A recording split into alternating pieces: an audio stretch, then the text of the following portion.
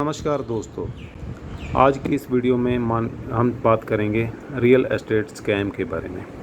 तो real estate को हम प्रॉपर्टी इन्वेस्टमेंट भी कह सकते हैं। तो बात करते हैं स्कैम के बारे में। तो सबसे पहले आपको जानना होगा कि स्कैम आखिरकार होता क्या है। स्कैम उसे बोलते हैं जब प्रोडक्ट आपको कुछ और दिखाया जाता है और एक्चुअल में प्रोडक्ट वो डिलीवर आपको कुछ और होता है, तो उसको हम स्कैम बोल सकते हैं। तो रियल एस्टेट में भी इसी तरह के स्कैम चल रहे हैं। रियल एस्टेट में आपको दिखाया कुछ और जा रहा है और एक्चुअल में वहाँ पे निकल के कुछ और आ रहा है।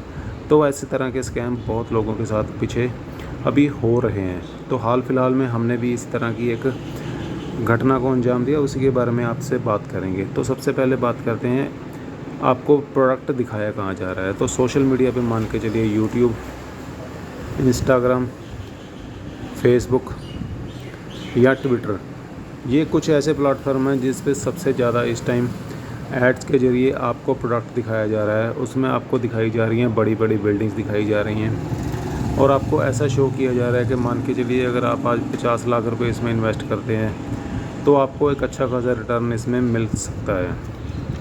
तो वो रिटर्न अगर आपके पास 50 लाख है तो मैं आपको वो किसी और दिन में बताऊँगा कि आपका सही चयन क्या होगा, कि आपको बिजनेस में पैसा लगाना है या रियल एस्टेट में लगाना है या शेयर मार्केट या म्यूचुअल फंड में पैसा इन्वेस्ट करके आप कमा सकते हो। तो उसके बारे में हम किसी और दिन चर्चा करेंगे। तो यार रियल एस्टेट की बात करते हैं। तो रियल एस्टेट को यार एक पैसिव इनकम की तरह भी माना जाता है। अगर आपके पास कुछ पैसा सरप्लस पड़ा है और आपको उसको इन्वेस्टमेंट करना चाहते हैं तो आप रियल एस्टेट में भी एक अच्छा ऑप्शन हो सकता है, पर उससे लोगों से बच के रहना है जो आजकल एड्स के ज़रिए आप तक पहुंच रहे हैं। तो इंस्टाग्राम पे यार अगर आप स्क्रॉल करके देखें, यहाँ सर्च करके देखें, तो हज़ारों आपको ऐसी वीडियोस मिल जाएंगी, हज़ारों इसको ऐसे पेजेस मिल जाएंगे जहाँ पे ये स्कैम को अंजाम दिया जा रहा है। तो वहाँ पे आपको प्रोडक्ट कुछ और दिखाया जा रहा है। प्रोडक्ट मान के चलिए कुछ ऐसी बिल्डिंग आपको दिखाई जा रही है जिसमें मल्टीपल फ्लोर्स होंगे और उसमें आपको ऑफिस स्पेस दिखाई जाएगी और आपको रेजिडेंशियल स्पेस भी दिखाई जाएगी, जिसको आपको बोला जाएगा कि आप अगर आज इन्वेस्टमेंट करते हैं तो आपको डेफिनेटली 1% से ज़्यादा आपको वहाँ पर रेंटल इनकम मिल सकती है या प्रॉपर्टी के रेट हाइक हो सकते हैं। तो पहले बात करते हैं कि आपके पास मान के चलिए 50 लाख रुपए इन्वेस्टमेंट करने के लिए हैं।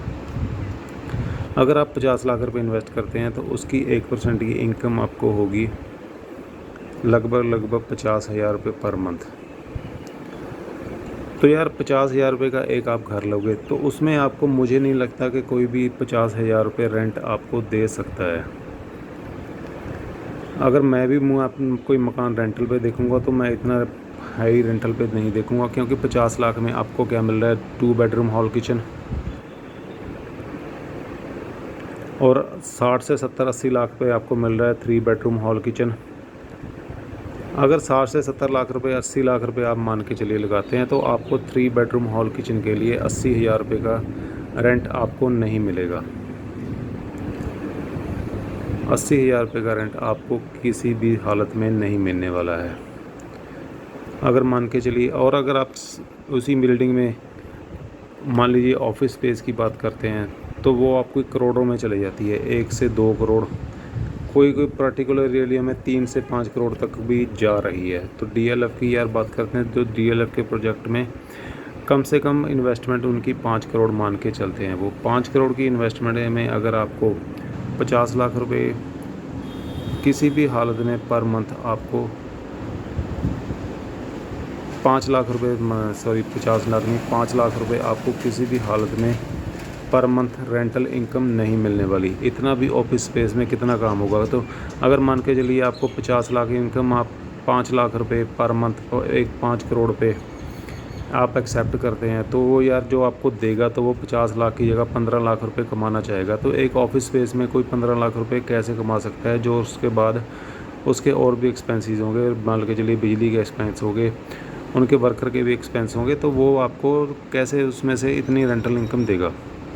तो मुझे नहीं लगता कि आपको 1% का वहाँ पे फ़ायदा होने वाला है। मान के चलिए अगर आप कोई 1 BHK ले लेते हैं 30 लाख रुपए का, 30 लाख में अगर 1 BHK लेते हैं तो उसमें आपको बताया जा रहा है कि 18 से 20 हज़ार रुपये आपको रेंट मिलेगा। और आपकी जो है, अगर मान के चलिए आप कुछ पैसा लोन लेते हैं और उसकी आपकी मंथली किस्त आ रही है 25,000 रुपये, तो भी आपको ये नुकसान दे रही है। तो उसमें कैसे, तो देखिए 7,000 रुपये तो आप एक्स्ट्रा पे कर रहे हो, जितना आपको रेंट मिल रहा है उससे ज़्यादा 7,000 आप एक्स्ट्रा पे कर रहे हो। उसके बाद प्रॉपर्टी का जो डैमेज होगा, मान के चलिए कोई भी किराएदार आपके पास रहता है तो वो 100% जैसे आप अपनी प्रॉपर्टी को सेफ़ रखोगे वो सेफ़ नहीं रखेगा, उसका जो है नुकसान वो भी आपको भरना पड़ेगा। तो वो 30 लाख की प्रॉपर्टी जब आपको बेच के चले जाएंगे, उसके बाद आपको बोला जाएगा कि 30 लाख की प्रॉपर्टी के प्राइस आपको हाइक हो जाएंगे और आप 50 लाख रुपए में आपको उसको मान के चलिए 4 या 5 साल के बाद उसको बेचने जाएंगे तो वो आपकी नहीं बिकेगी। मुझे नहीं लगता क्योंकि नहीं बिकेगी, क्योंकि जिसने आपको 30 लाख की बेची वो अपना अगला प्रोजेक्ट लगाएगा। मान के चलिए वो इसने एक 100 बिल्डिंग्स में 100 एक बिल्डिंग के प्रोजेक्ट में 100 ऑफिस या रेंटल स्पेस या घर उसने बेच दिए और वो अपना अगला स्पेस बना लेगा, उसमें फिर से वो 100 ऑफिस या रेजिडेंशियल प्रोडक्ट बना के कस्टमर को डिलीवर करने शुरू कर देगा। तो इसमें जो है वो सेल करनी, या जो मान के चलिए एक पर्सन है वो अपनी प्रॉपर्टी को सेल करेगा ना, उसमें आपको उसको प्रॉफिट ज़्यादा होगा, तो वो आपकी प्रॉपर्टी को क्यों सेल करने में इंटरेस्टेड होगा। तो इसी तरह का स्कैम बहुत चल रहा है, तो उसमें आपको बहुत ज़्यादा अवेयरनेस की ज़रूरत है। तो कुछ ऐसे पॉश एरिया हैं जहाँ पे आपकी रीसेल वैल्यू काफ़ी अच्छी हो सकती है, पर जो आपको प्रोडक्ट मान लीजिए सिटी के काफ़ी दूर मिलते हैं, मान के चलिए कम से कम 10 किलोमीटर से बाहर मिलते हैं, तो उसमें चांसेस बहुत ज़्यादा कम हो जाते हैं, क्योंकि यहाँ से ट्रैवल करना काफ़ी मुश्किल हो जाता है। तो इस तरह के स्कैम से आपके बच के रहिए यार। प्रोडक्ट जो आपको ख़रीदना है, इन्वेस्टमेंट करना है, तो आंखें बंद करके यार कभी भी कोई प्रोडक्ट मत खरीदिए। तो अभी जो मैं बात करूँगा किसी और दिन, आपको अगर आपके पास अगर 50 लाख रुपए की या 30 लाख रुपए की इन्वेस्टमेंट है, तो आपको पास बहुत अच्छे बिजनेस के ऑप्शन हो सकते हैं जिसमें आप उससे ज़्यादा कमा सकते हैं। तो बिजनेस के ऑप्शन में आपको जो है कमाई, अगर मान के चलिए एक वीक में आप 5% भी करते हैं तो भी आपके पैसे 3 से 4 महीने में डबल हो सकते हैं। 30 से 40 लाख रुपए अगर आप लगा के चलते हैं तो 5 महीने 6 महीने में वो आपको डबल हो सकते हैं। आपके पास सही प्रोडक्ट होना चाहिए, सही जगह होनी चाहिए उसको सेल करने के लिए। तो उसके बारे में हम बात करेंगे किसी और वीडियो में। अभी आपको बता दिया मैंने रियल एस्टेट में किस तरह के स्कैम चल रहे हैं और आपको किस तरह बचना है और कौन सी प्रॉपर्टी जो है आपके लिए अच्छी हो सकती है जिसमें आप इन्वेस्टमेंट कर सकते हैं। तो आज की वीडियो के लिए इतना ही रखते हैं। अगर आपने चैनल को सब्सक्राइब नहीं किया तो प्लीज़ चैनल को सब्सक्राइब कर लीजिए। Thank you.